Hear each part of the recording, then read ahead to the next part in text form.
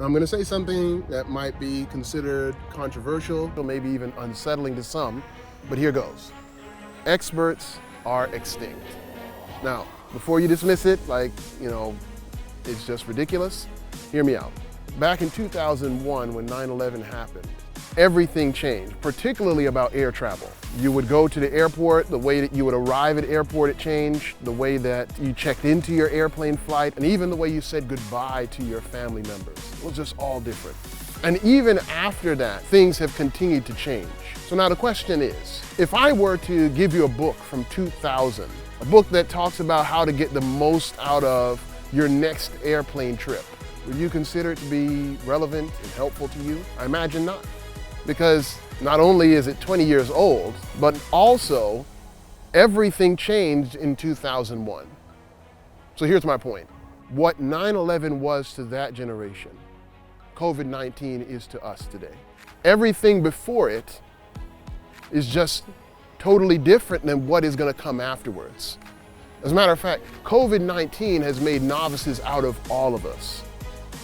I have a heart and I have a passion for youth and young adults, for the emerging adults and the young adults who are living with an eye toward eternity. And if you've been reading, if you've been listening to podcasts, if you have been learning from some of the sources that I have been learning, you would know that things are pretty dark in regard to youth and young adult ministries. And we don't really have time to be stumbling around in the darkness. So I came up with an idea. What if we came together and chose to have a gathering of individuals who would converse about how to move forward?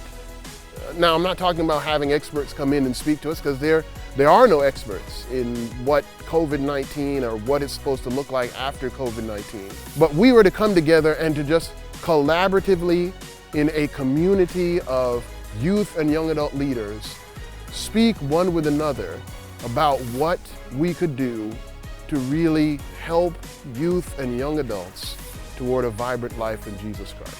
I'm calling it Lead Deeper. After all, God did not call us just to navigate what is known. I believe that He called us to add to it. So, I'm going to invite you to join this new community of Lead Deeper as we meet in the new year.